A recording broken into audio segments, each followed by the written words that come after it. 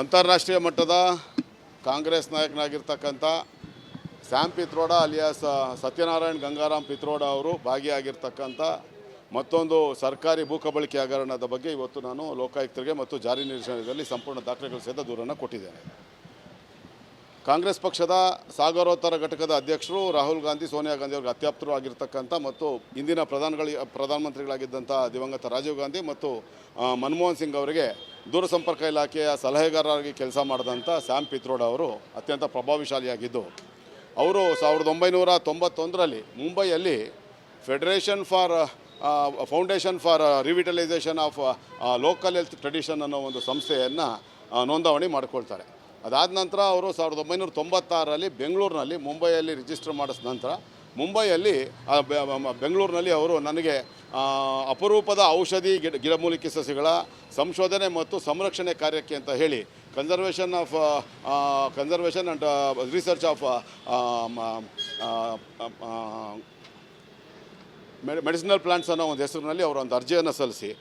ನನಗೆ ಒಂದು ಜಾಗವನ್ನು ನೀವು ಮೀಸಲು ಅರಣ್ಯ ಪ್ರದೇಶವನ್ನು ನನಗೆ ಗುತ್ತಿಗೆ ಕೊಡಬೇಕು ಅಂಥೇಳಿ ಮನವಿ ಪತ್ರವನ್ನು ರಾಜ್ಯ ಅರಣ್ಯ ಇಲಾಖೆಗೆ ಕೊಟ್ಟ ನಂತರ 1996ರಲ್ಲಿ ಅವರಿಗೆ 5 ಹೆಕ್ಟೇರಷ್ಟು ಪ್ರದೇಶ ಯಲಹಂಕ ಬಳಿಯ ಜಾರಕಬಂಡೆ ಕಾವಲಿನ ಬಿ ಬ್ಲಾಕ್ನಲ್ಲಿ ಅಮೂಲ್ಯವಾದಂಥ 5 ಹೆಕ್ಟೇರ್ ಅಂದರೆ ಸುಮಾರು 12 ಎಕರೆ, ಅದು 35 ಗುಂಟೆ ಅಂತಂದರೆ 13 ಎಕರೆಗಳಷ್ಟು ವಿಸ್ತೀರ್ಣದ ಸ್ವತ್ತನ್ನು 5 ವರ್ಷಗಳ ಗುತ್ತಿಗೆಗೆ ಕೊಡ್ತಾರೆ. ಅದಾದ ನಂತರ 2001ಕ್ಕೆ ಅವರ 5 ವರ್ಷಗಳ ಗುತ್ತಿಗೆ ಮುಗಿದ ನಂತರ ಅಷ್ಟರಲ್ಲಿ ಅವರು 2010ರಲ್ಲಿ ಅವರ foundation for revitalisation of local health tradition ಅನ್ನೋ ಒಂದು ಸಂಸ್ಥೆಯ ಟ್ರಸ್ಟ್ ಡೀಡನ್ನು 2010ರಲ್ಲಿ ಬೆಂಗಳೂರಲ್ಲಿ ಬೇಟರಾಯನಪುರದಲ್ಲಿ ಮಾಡಿಸ್ಕೊಂಡಿರ್ತಾರೆ. ಅದಾದ ನಂತರ 2001ರಲ್ಲಿ ಅವರ ಮನವಿ ಅದನ್ನು ರಿನ್ಯೂವಲ್ ಮಾಡಬೇಕು ಅಂದಾಗ 10 ವರ್ಷಗಳ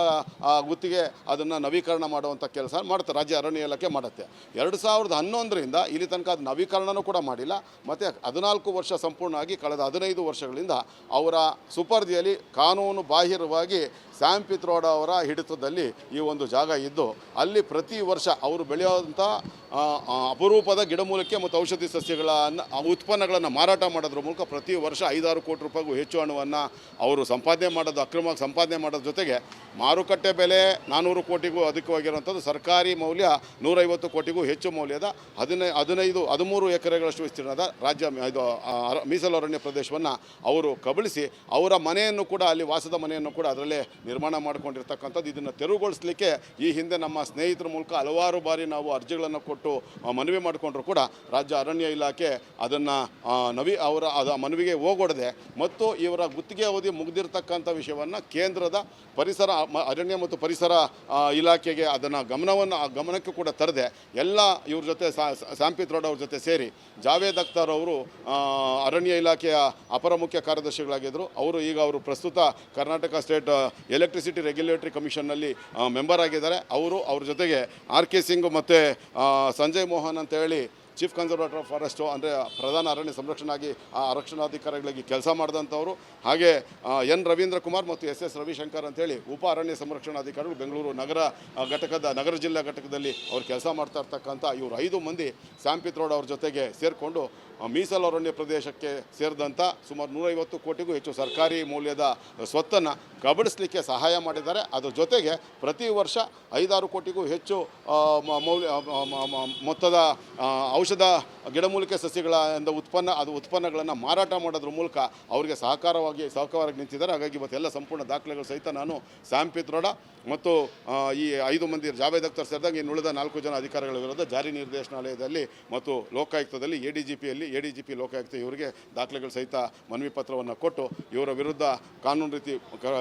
FIR ದಾಖಲು ಮಾಡಿಕೊಂಡು ಕ್ರಮ ತಗೋಬೇಕು ಅಂತೇಳಿ ನಾನು ಆಗ್ರಹ ಮಾಡಿದ್ದೇನೆ. ಅಂತಾರಾಷ್ಟ್ರೀಯ ಮಟ್ಟದ ಕಾಂಗ್ರೆಸ್ ನಾಯಕನಾಗಿರ್ತಕ್ಕಂಥ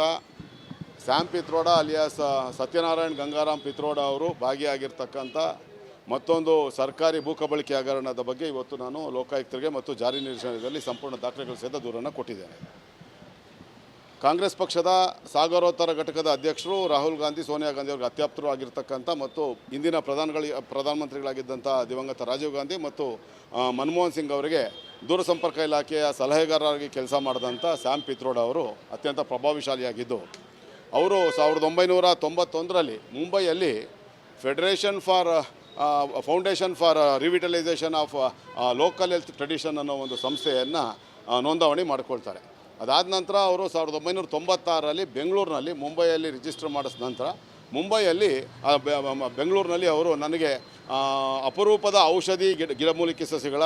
ಸಂಶೋಧನೆ ಮತ್ತು ಸಂರಕ್ಷಣೆ ಕಾರ್ಯಕ್ಕೆ ಅಂತ ಹೇಳಿ conservation and research of medicinal plants ಅನ್ನೋ ಒಂದು ಹೆಸರಿನಲ್ಲಿ ಅವರು ಒಂದು ಅರ್ಜಿಯನ್ನು ಸಲ್ಲಿಸಿ ನನಗೆ ಒಂದು ಜಾಗವನ್ನು ನೀವು ಮೀಸಲು ಅರಣ್ಯ ಪ್ರದೇಶವನ್ನು ನನಗೆ ಗುತ್ತಿಗೆ ಕೊಡಬೇಕು ಅಂಥೇಳಿ ಮನವಿ ಪತ್ರವನ್ನು ರಾಜ್ಯ ಅರಣ್ಯ ಇಲಾಖೆಗೆ ಕೊಟ್ಟ ನಂತರ 1996ರಲ್ಲಿ ಅವರಿಗೆ 5 ಹೆಕ್ಟೇರಷ್ಟು ಪ್ರದೇಶ ಯಲಹಂಕ ಬಳಿಯ ಜಾರಕಬಂಡೆ ಕಾವಲಿನ ಬಿ ಬ್ಲಾಕ್ನಲ್ಲಿ ಅಮೂಲ್ಯವಾದಂಥ 5 ಹೆಕ್ಟೇರ್ ಅಂದರೆ ಸುಮಾರು 12 ಎಕರೆ, ಅದು 35 ಗುಂಟೆ ಅಂತಂದರೆ 13 ಎಕರೆಗಳಷ್ಟು ವಿಸ್ತೀರ್ಣದ ಸ್ವತ್ತನ್ನು 5 ವರ್ಷಗಳ ಗುತ್ತಿಗೆಗೆ ಕೊಡ್ತಾರೆ. ಅದಾದ ನಂತರ 2001ಕ್ಕೆ ಅವರ 5 ವರ್ಷಗಳ ಗುತ್ತಿಗೆ ಮುಗಿದ ನಂತರ